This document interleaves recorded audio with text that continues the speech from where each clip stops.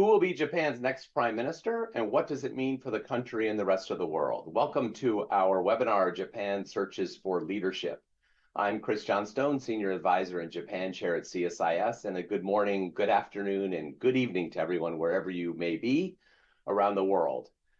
Japanese Prime Minister Kishida Fumio stunned the political world in Japan when he announced on August 14th that he would not run for the presidency of the Liberal Democratic Party, in effect stepping aside as the leader of the country. In a press conference, he called for a fresh face to lead the party into the next election. What has unfolded since is a race that is more wide open and unpredictable than any really in recent memory, featuring both long-standing figures in the party, like Chief Cabinet Secretary Hayashi and former Defense Minister Ishiba, and next-generation figures like Koizumi Shinjiro and Kobayashi Takayuki. There are now 7 candidates who have thrown their hat in the ring. The campaign will reach its climax on September 27th. All candidates who have qualified will be on the ballot for a first round of voting. If no candidate has secured a majority, as almost certainly will be the case, there will be a runoff between the top 2 vote getters on the same day to determine the winner. Voters are a mix of sitting LDP Diet members and local chapter representatives from around the country. With the LDP still the dominant party in the Diet, whoever wins will be elected prime minister on October 1st and is expected to almost immediately dissolve the Diet and call a general election, likely by the beginning of November. So both the United States and Japan are likely to be electing new leaders at about the same time. So what can we expect in the days ahead? Who among the candidates has the best chance to emerge as the winner and become Japan's next prime minister? And what are the potential impacts on Japan's foreign and economic policies? To help us unpack these and other issues, I am delighted to welcome Kana Inagaki, the very recently departed bureau chief for the Financial Times in Tokyo and now industry editor in London. She was previously the FT's Tokyo correspondent since 2014, and before that, she reported on Japan at the Wall Street Journal, Kyodo News, and the Associated Press. Kana and I will have a bit of a conversation, and then we'll try to save time at the end for questions from our audience. For the audience, you should see a tab on your screen where you can submit your queries, and we'll try to get to them at the end. So Kana, welcome. Before we get into the nitty-gritty of Japanese politics, I wanted to give you a chance to tell our audience a bit about your past.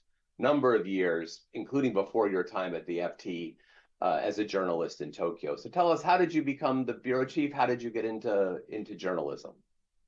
Great. Hi, Chris. Thank you so much for giving me this opportunity today. I'm very excited to join. So it's really, it's a little bit embarrassing to say, but it's really sort of by coincidence that I joined this industry. I studied in the US for graduate school, and when I came back, I was looking more for sort of a think tank job. I loved writing and I loved doing research, so I was looking in that area, but I ended up finding an assistant job at the Associated Press. And when I interviewed, they asked me to come the next day. And a few days later, I ended up going to the Prime Minister's office. It was during former Prime Minister Junichiro Koizumi's time. So I went to the Prime Minister's office every day, reporting on the Japanese politics. And I actually just fell in love with it. And that was really how I started off my career. And, as you introduced me, I moved from there to Kyodo and then the Wall Street Journal. And then I joined the FT a decade ago because the FT gave me an opportunity to cover the whole of corporate Japan, which is a very exciting opportunity for me. So that was really where I started off in politics, but I moved into the business sector. And I spent quite a long time covering, corporate trends in Japan. And I was very lucky. After the pandemic, I got the job for bureau chief. After covering corporate Japan, it was time for me to expand my coverage. So it was more about security issues and then, Japanese politics, BOJ, Bank of Japan. So that was really, I was heavily pregnant with my second child when I became bureau chief. But that was really how I got the job there. And that's how my career developed. Interesting, fascinating arc, and you've seen a lot of evolution in Japan during that period. So great. Well, let's get right into the politics then, if you don't mind. As I said in the intro, Prime Minister Kishida surprised pretty much everyone when he announced that he would not seek re-election as leader of the LDP, Hmm. by extension, prime minister. He had a relatively long tenure, right? Nearly 3 years. I think that's number Yes. 8 on the list of post-war prime ministers, so relatively long. What do you see, Kana, as his legacy, and what were his most important accomplishments from your point of view? Yeah, so I guess I think a lot of people would probably say this as well, but the biggest accomplishments or changes that I've seen under Prime Minister Kishida was the change in Japan's security and defense policy, obviously the increase in defense spending, and then the closer security relationship, not just with the US, but also obviously with other allies like the UK, Australia, really, and quite expansive, including the Philippines. And obviously there was a huge improvement in ties with South Korea. So on the foreign policy front, I think a lot of people would say that there were a lot of achievements. Although, some people may say that these were all kind of the, grounds that were laid by the late Prime Minister Shinzo Abe. Execution is quite difficult. So in some ways, I do think that the fact that he did actually make these changes within the 3 years is quite significant. And moving away from security and defense, if you look at the economic front, obviously he brought in a new BOJ governor. The BOJ's governor's tenure was ending, but he brought in someone, Kazuo Ueda, an academic, which is quite a surprising choice. And under the new governor, obviously Japan has started a gradual unwinding of its ultra loose monetary policy. So on that front as well, I think there's been a big change, which in hindsight, you would think that, within that 3 years, there were actually quite a lot of changes that would have a lasting impact on the future of Japan. Yeah, your point about the BOJ appointment, that's an interesting one. And I think the economic side of Kishida's legacy is something that maybe doesn't get quite Mm. as much attention. Just to ask you a question about that, Kishida talked about a lot about this new form of capitalism and this package of policies that he intended to pursue as part of that. How significant was that, separate from the monetary policy issues? Yes. Do you think his accomplishments on that front are important? So that's a very it's a very difficult one. So I remember when he became prime minister, the FT had an interview with him, and that was precisely the question we asked. What is this new form of capitalism? How different is that from Abenomics? And it was actually quite hard to say tell the difference. Obviously, there were some elements in Abenomics that Kishida felt wasn't sufficient, whether it's the trickle down effect of the various reforms. But I think that's actually, we can discuss this later about, why he stepped down. But part of it is that people didn't quite understand what that economic program was and how that made a difference. A lot of the attention was on the weaker yen and inflation, and it was quite hard to tell what exactly his economic program is, despite this, phrase of new capitalism, what exactly that means. I think it's even even now, I think it's a very difficult question to answer. Yeah, I think I remember in my own, when I was in the White House and President Biden and Prime Minister Kishida had a meeting, and Kishida was Mm. trying to explain what this new form of capitalism was. It was, yeah, not always the easiest thing to define. But still, as you note, some important accomplishments in terms of unwinding monetary policy, for example. But, stepping back, right? Thinking about how he's viewed from here in Washington, and I think largely because of his accomplishments on the foreign policy and national security front, he's seen as a consequential Japanese leader here, but he was deeply Mm. unpopular at home, right? I think approval ratings under 30% for essentially the last year. How do you explain that difference, and why do you think he ultimately chose to step down? Yes, so I found that gap between how the foreign international community views, Prime Minister Kishida and how he's seen domestically is such a huge gap, and it's quite surprising. And there are various factors. Obviously, you can point to the political funding scandal, which was one of the biggest, and led to resignations of key ministers. That's a big issue, obviously, and I guess I touched on it a little bit earlier, but there was a really sharp weakening of the yen.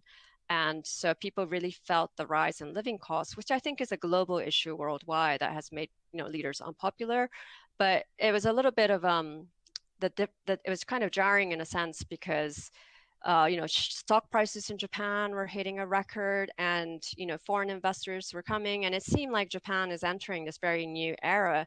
But I think people actually didn't quite feel that benefit, and so that gap was quite significant. And then I think it comes to the point that we were talking about his new capitalism, more to the point of I think people weren't quite convinced what his political beliefs or economic program policies were, and so he didn't come across as a very strong leader with strong ideas. Whereas if you look back at late Prime Minister Abe, putting aside whether he was popular or not, I think it's very clear to point to what his policies were and what his beliefs were. Whereas it's a bit harder for that to do that with Prime Minister Kishida. I mean, the reason why he stepped down, I think it's very surprised. I was caught very much, by surprise when he decided. But I think in some ways that's kind of his, from what I've heard, that it was very much a personal decision that he made, and he actually surprised other, people that he's working with, that it was a very last minute decision. It may have been a last minute decision, sorry, but it was a decision that he relayed to other people at the very last minute. And so, I think he came to a point where he realized that, the general public is obviously very discontent. And I think what he said at the press conference is true, that you need to come across, get a sense of the change.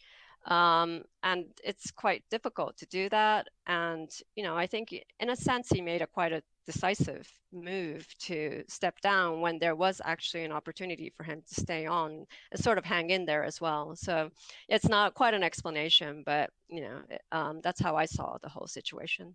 Yeah, it's interesting, right? I was in Tokyo shortly before this announcement, and the view of basically everyone that I talked to is very much yours, that he's in a position to stay on. He'd actually consolidated support within the LDP to stay on, and then he surprised everyone, including his own staff, I think, with the decision. So I agree. I think this idea that he was pushed out, I think it's more complicated than that, actually, and reflects more his own personal sense of things, just as you said.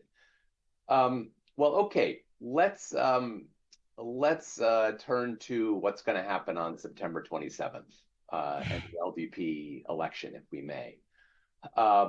There are an extraordinary number of candidates, 7, I think, as of this morning. I think possible still that there will still be more. A range, as I said up front, of sort of old guard types as well as new faces. Really an unpredictable dynamic in a lot of ways from my point of view, especially in the context of, at least theoretically, the absence of factions playing a role, given the decision to dissolve most of them. Who stands out to you, Kana, and what is your assessment of the dynamics right now? Yes, so before answering who, I just think what you just said now, that there are so many of these candidates, in itself is striking. And that's sort of the significance of this leadership contest, and the fact that there are so many people who think that they actually have a chance to win. And so that's what's different about this time. Both the traditional veterans as well as the younger leaders, they're now taking place. And as you said, this could be the result of the fact that there are no factions that are supporting a single candidate. We don't know. I think we need to see the outcome to see that, but I think that would be interesting. And in terms of individuals, I mean, it's interesting because it's such a large lineup. So you see these very familiar names like Ishiba-san or Kono-san, that you've always seen. And then there's obviously very new ones, such as, you mentioned Kobayashi-san, which is quite a surprising entry. If you consider it previously, if there were factional limitations, I think it would have been quite difficult. And then there's also female candidates like Kamikawa-san, the foreign minister. So, it's quite an interesting mix of people.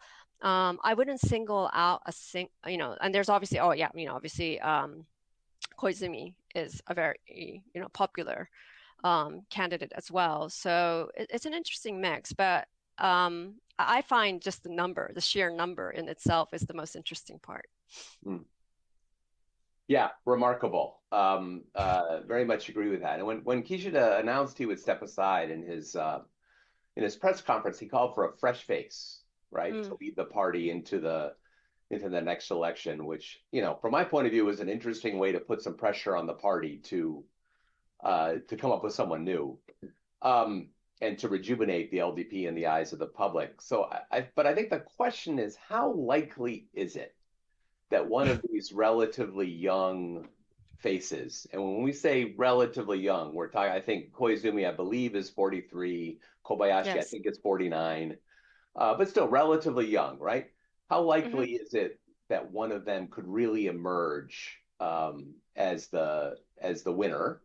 Or in the end, is it more likely that we'll end up with one of the old guard in a sort of a traditional LDP way? Just curious as to your sense of what's truly new here. Yes, so I mean it's a very difficult question to answer. I think the outcome is actually going to be, it will tell us whether there is really no factional politics going on, and this is a very different leadership race or not. But I mean, as far as how things are developing now, I do think Koizumi does have a chance, partly because I mean, obviously that he's popular with the public, but also he does have backing from some of the heavyweights, for example, like Suga-san, former Prime Minister Suga.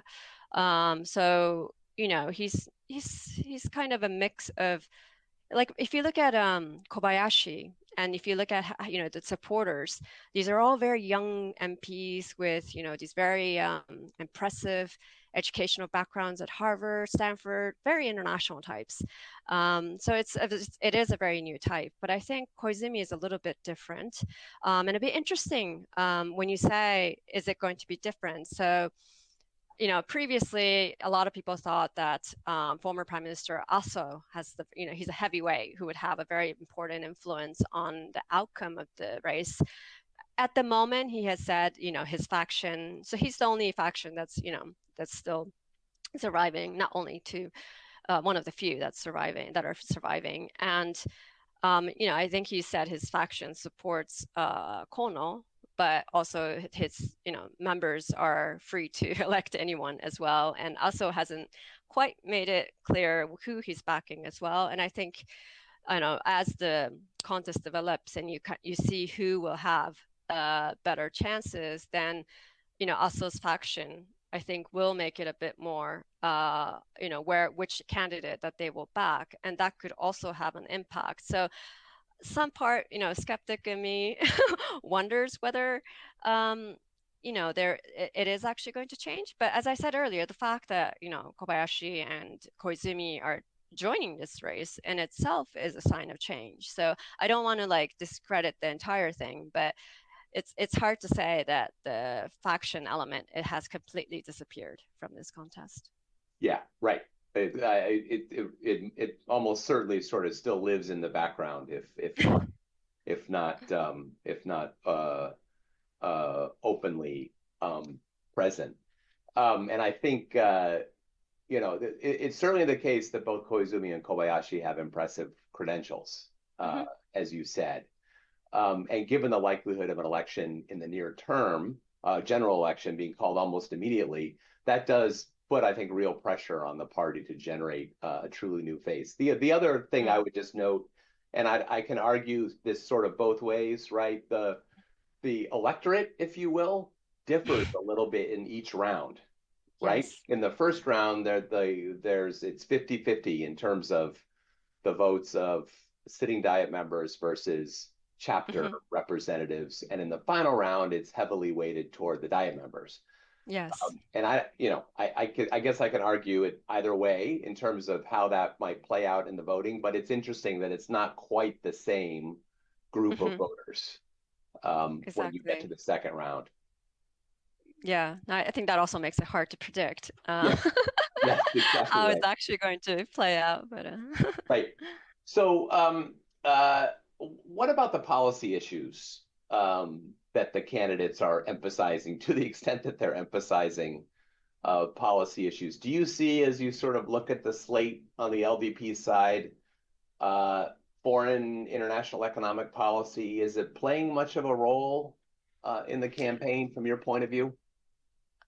so far, I don't think there's been that much deep debate about policy fronts. I mean, there's some issues about, whether one candidate is conservative or not, whether it's in terms of like dual surnames, that kind of very domestic issues have come up. But when it comes to international, policies with international ramifications, whether it's a security policy or not, we haven't seen much of it. And to be frank, I don't know how big of a difference. I mean, there are certain candidates, um, who might have a bit more of, whether when it comes to history issues, there might be some more conservative.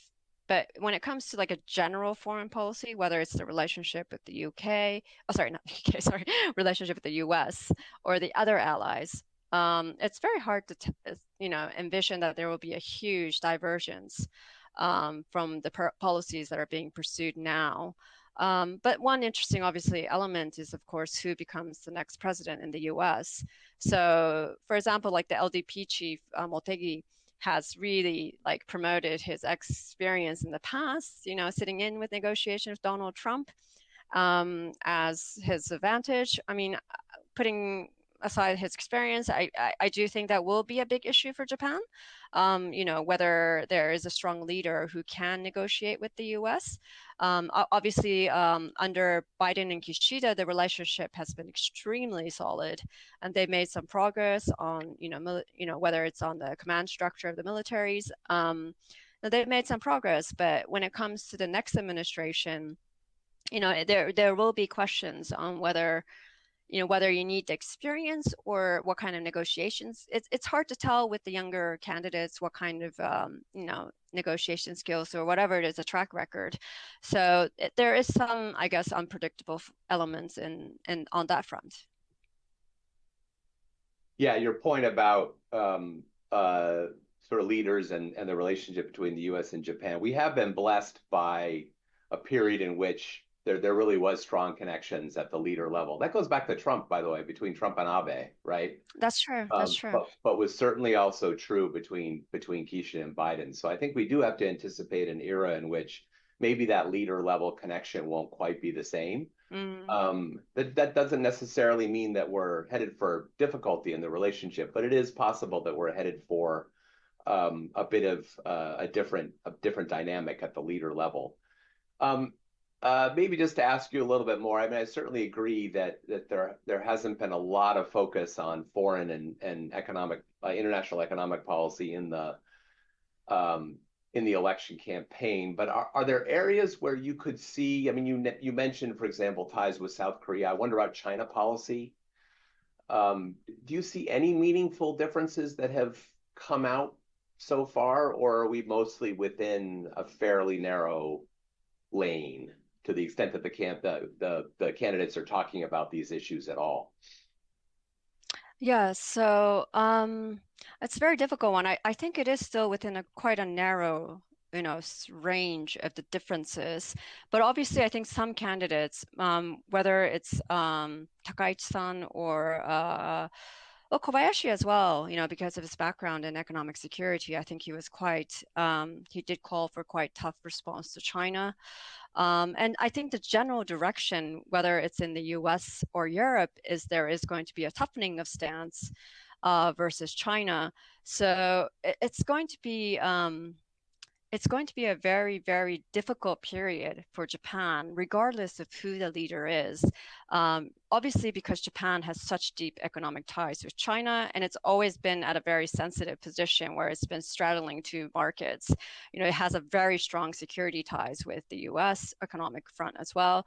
But more and more, there's going to be maybe not tensions, but there will be questions whether it's right for Japan to follow exactly in the footsteps of the US, whether it's in the export controls, or whether Japan needs to carve out its own position to ensure that it can maintain a relationship with China. And so that next leader will face that very big challenge. And frankly, I mean, it's very hard to tell, how big nobody has actually been able to discuss that sort of the very difficult issues at the moment. It's all about very big messages about change. What exactly does that change mean when it comes to big questions like China, Taiwan, and like South Korea as well? As you say, I think it's a very, as much as I think the improvement in ties that's happened is extraordinary. If you consider a few years back when, the ties were at an extremely low point, the relationship. But it's still not a point where you can say it's solid. Like regardless of who the leader is in in Japan or South Korea, that relationship will hold. It's nowhere close to that. It could easily, change depending on the leaders. And so all of these issues, I think, it's hard to tell. I mean, you can pick at certain candidates, whether it's Motegi or Kamikawa, and say, oh, that foreign policy is likely to stay the same.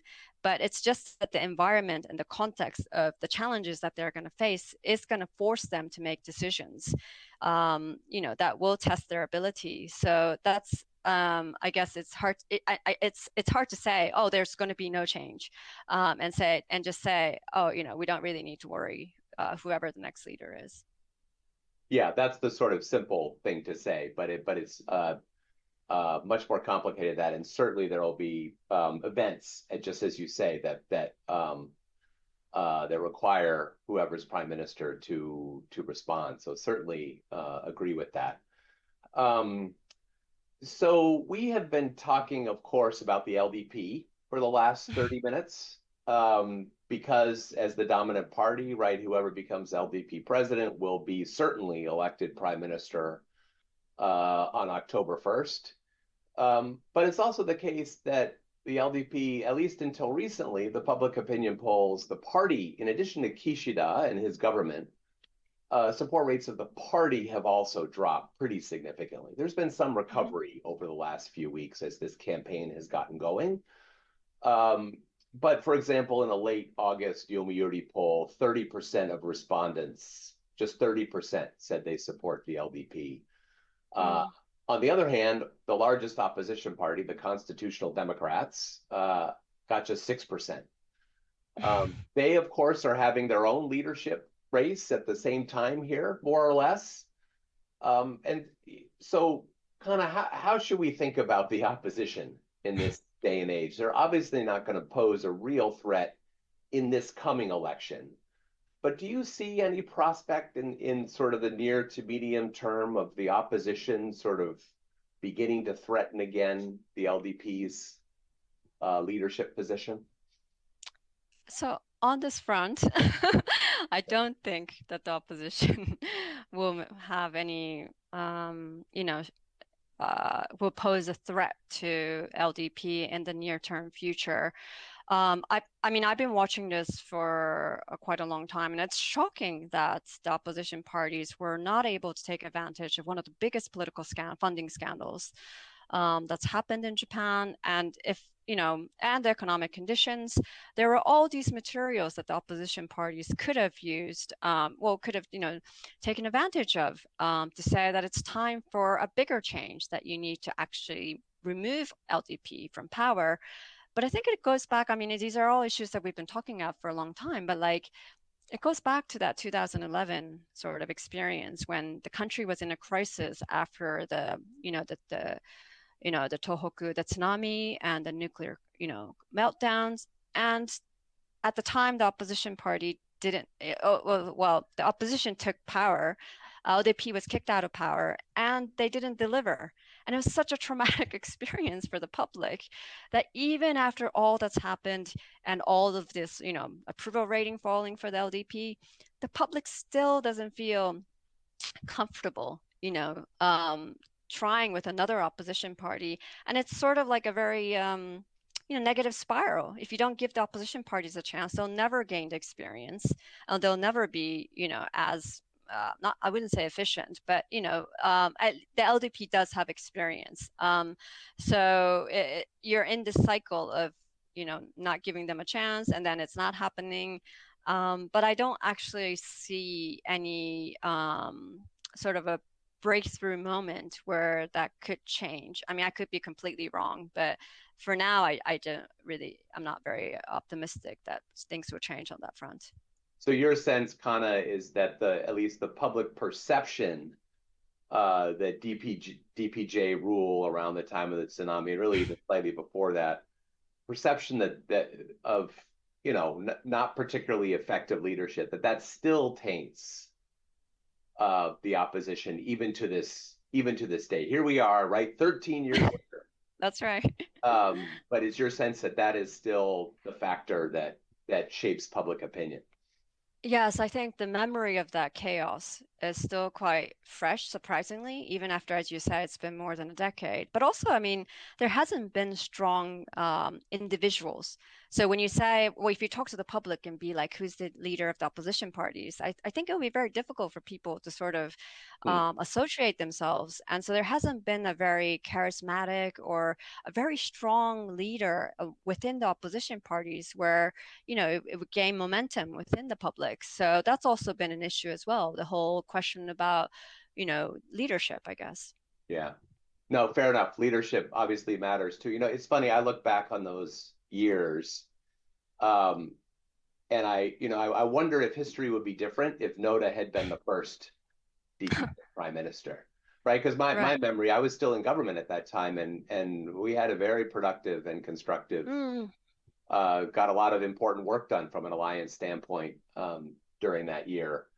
So it's interesting to think how history might have been different if different leaders were in place at times. Very true. Very true. Yes. Yeah. What about, I mean, the other sort of piece of political news, and this just broke overnight, was that the leadership of the Komeito, the LDP's coalition partner, is also going to change. Yamaguchi Matsuo is stepping down. There will be a new leader of the Komeito. And that leads to sort of the question of what is the future of the coalition, the LDP coalition with the Komeito. There were frictions between the parties a year or so ago over policy and over sort of mutual support or lack thereof in the Tokyo area, for example. There's been speculation for some time that the coalition might break up. Doesn't seem to be a possibility as we approach this election. But when you think beyond the election, and you think about the other potential partners for the LDP, the Isshin no Kai, for example. Yes. What do you see as the future of of coalition politics in Japan? Yeah. So. It's certainly not as solid as in the past, as you say. I mean, Komeito has always been this very reliable vote collecting machine. So if you're going into an election, you can always count on Komeito, because it's backed by a religious organization, that it would be able to gather this much amount of votes. And they also face sort of a generational issue where the young voters are not maybe seeking change from Komeito. And so it's become a little bit less predictable how much votes they can get. And so I think that's affected sort of the dynamics of the relationship. And as you mentioned, there are some frictions there recently. And so there are questions about whether this relationship is sustainable. But then it comes down to the other, when we were talking about the opposition parties, Ushin has always been sort of raised as an alternative or even a third member of the coalition because of some of the similarities on the policy front with LDP. But the issue with Isshin is that at certain moments in the last few years, there were I guess moments where you thought, oh, maybe Isshin may be getting a momentum outside of the Osaka in Western Japan.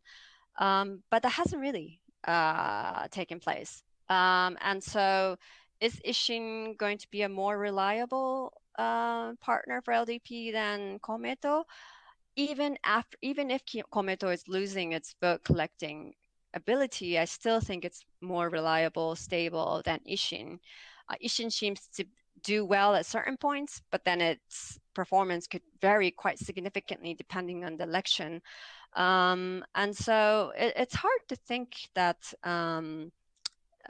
it would be quite extraordinary if the LDP decides to disband the coalition with Komeito and bring in someone completely different at the moment. But this election would be if a general election is called after this LDP leadership contest, and we see the outcome of it. That would obviously give us a view on whether that relationship coalition is sustainable or not. Yeah. No, I think those are very important points, Kana. I mean, I think at the end of the day, right, a coalition partner has to be additive in the votes that it brings to the table, and clearly Komeito still is additive in those, as you noted, the votes, particularly in some urban constituencies that can make the difference for the LDP. So in that sense, I think the bar is high for disbanding the coalition. Yes, and I mean also on there were frictions over, for example, changing the arms control Yeah. regulations, and people were thinking that having the Komeito would delay, postpone the changes that LDP was trying to make, and I think that was true that there were some delays, but at the end of the day, Komeito always does sort of come to an agreement with the LDP. They make, obviously they talk to their voters. I mean, they need to project a message to the voters that they are, sort of a force within the coalition that talks to the LDP to make certain changes. But at the end of the day, they do seem to go in the same direction. So in that sense as well, I think it won't cause the sort of the dissatisfaction within the LDP that would force them to disband the coalition. Yeah. Very important points. I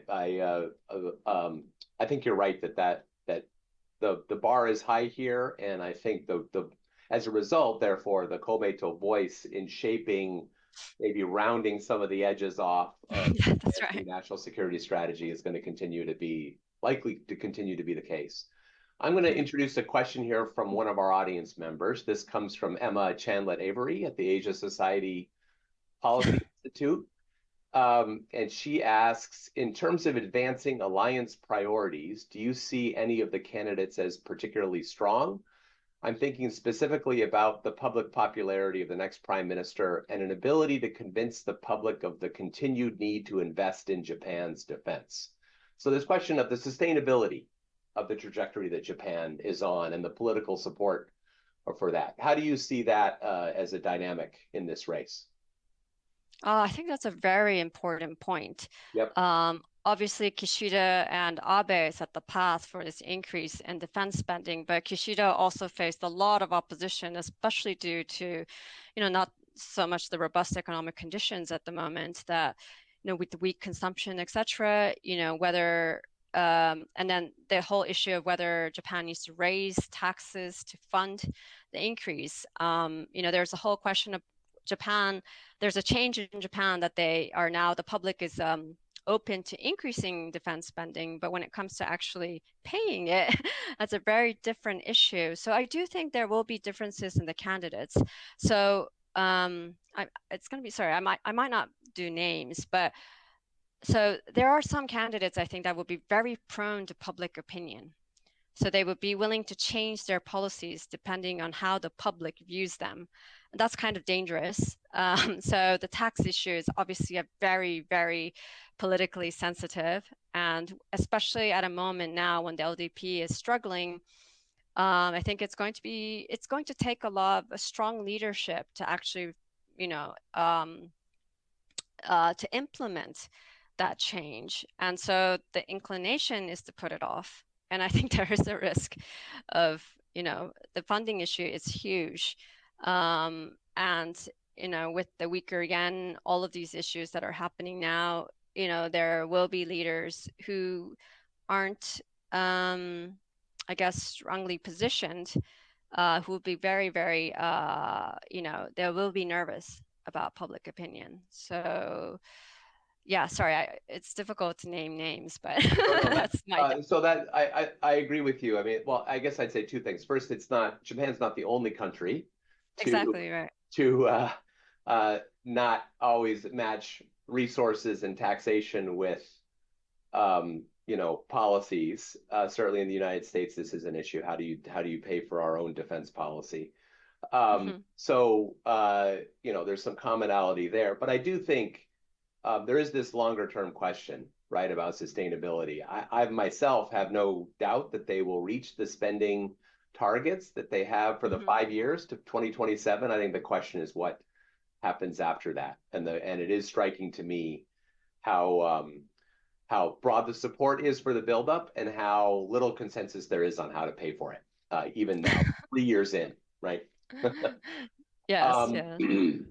so we're getting toward the end of time here. So maybe I'll sort of close with this, Kana, unless we get some other questions from our audience. And that is, you're in London now, Yes. picking up a new beat. But how does all this look from where you are, from the view from the United Kingdom, the relationship with Japan? I mean, there are some interesting things happening in the UK-Japan relationship, right? I think in Yes. particular of the fighter aircraft program, Yes. but there are other forms of cooperation as well. How do you? There's a broad question, but how is the relationship with Japan viewed from where you sit now? Yeah, so I think with all the things that's happening in the world now, Japan has been sort of considered stable, stable on the economic front, on the political front, that whoever is the leader, there is no big change in policy. And so it's kind of been a reliable ally in that sense. And so I think there's a lot of interest in whether that's going to change or not. And I guess one of the big concerns um, is whether it's going to be sort of when there was that period where leaders kept on changing in Japan. The UK obviously has had similar issues here. And I think there's a real fear, just because it's hard to tell how right now, looking at the leadership contest, there are so many people running, and it's hard to tell, as we've discussed now, it's sort of hard to pin down and say that person is going to win, that candidate is the strongest. And so there is a real sense of unpredictability as well, which is not something that for the last few years, especially, well, not more like a decade, I think, Japan has been really the steady place. So I think there is interest internationally from that perspective as well. Yeah, yeah, certainly. Your point about the days more than a decade ago now of the revolving door politics Yes. in Japan. I think many of us who work on Japan have maybe sort of forgotten what those days were like, uh, Yes. and the impact that can have on an ability to drive an agenda, both Hmm. Japan's own agenda, but then in an alliance context or in other relationships as well. So hopefully we're not headed for that, and we'll have a strong leader that emerges from this contest. Um, Yes. Hannah, you've been really generous with your time. It's really a pleasure to have you with us. You have such a wealth of experience, so many years in Tokyo, covering the economy, covering politics. So in a sense, I'm sorry to see you leave the Tokyo scene, but very glad that you're in a new place and covering a fascinating set of issues from London. So thank you very much for joining us today. No, thank you for this opportunity. I missed Japan already, so it's been great to talk about Japanese politics again. Okay, great. Well, we'll look for another chance to talk then.